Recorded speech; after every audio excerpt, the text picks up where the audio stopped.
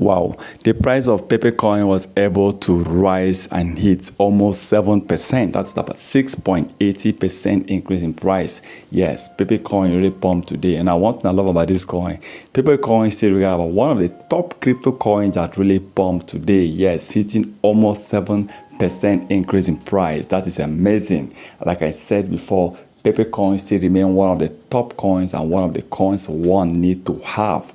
If you don't have Pepe coin, you need to consider this. You need to, for me, if you ask me, but before you do that, kindly do your own research about this coin before taking any decision. But for me, if you ask, I will tell you, holding Pepe coin is one thing because the coin still trades with a lot of zeros.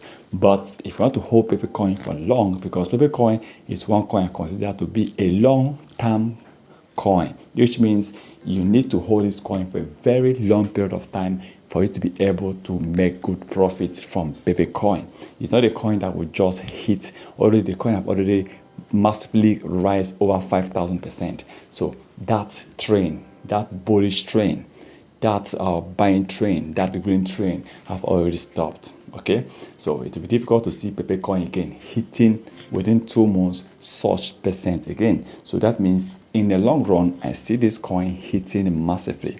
So if you want to make profit with Pepe coin, then except you are trading it, but for a long-term trader that want to hold a coin for the period of 6 months, 1 year, 2 years, or 5 years, I believe you'll be making huge profit from Pepe coin, because I believe in the long run this coin will delete some zeros. Now, one good thing I love about Pepe coin is to see this coin rising almost 7%.